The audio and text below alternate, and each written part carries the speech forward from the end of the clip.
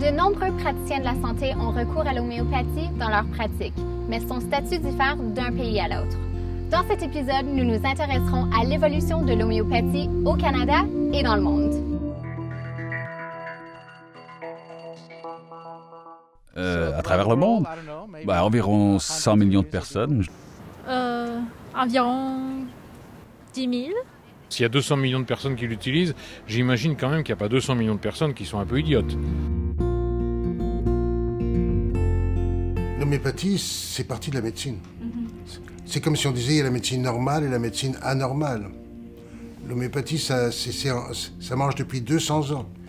Donc ça fait 200 ans qu'on a 200 ans d'expérience clinique et l'homéopathie fait partie de la médecine.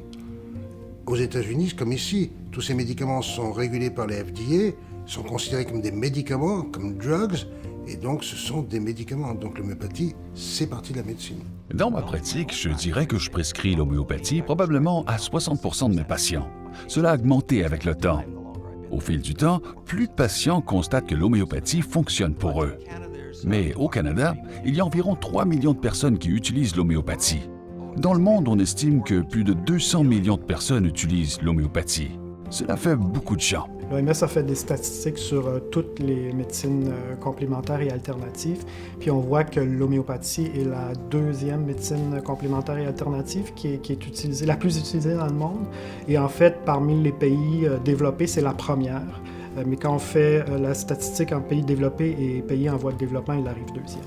Si on regarde par rapport au Canada, les lois sont différentes d'une province à l'autre. Donc, dans certaines provinces, il va y avoir des homéopathes professionnels qui vont donner l'homéopathie. Dans d'autres provinces, il y a d'autres professions aussi de la santé qui vont utiliser l'homéopathie. Aussi dans certaines provinces, il y a des médecins qui vont l'utiliser. Donc, on a des médecins, puis on a des non-médecins également au Canada qui vont recommander ou prescrire l'homéopathie. Il y a nombreuses facultés de médecine en France qui ont mis l'homéopathie dans leur curriculum. Il y a même des services hospitaliers, comme d'oncologie, et qui ont des homéopathes là, qui travaillent avec eux. Donc l'homéopathie, les homéopathes et la médecine traditionnelle sont tout à fait main dans la main. Tout le monde peut prescrire l'homéopathie, que ce soit un naturopathe, un médecin ou même votre mère et votre père peuvent le prescrire pour vous. Vous n'avez pas besoin de rédiger une ordonnance. Vous pouvez l'obtenir en vente libre. Donc, tout le monde peut aller chercher des médicaments homéopathiques. Et il est important que les Canadiens puissent y accéder, car c'est une médecine très importante qui peut traiter un grand nombre d'affections et de maladies. Donc, il est important que le grand public puisse y accéder et que les professionnels puissent les fournir par le biais de leur pharmacie.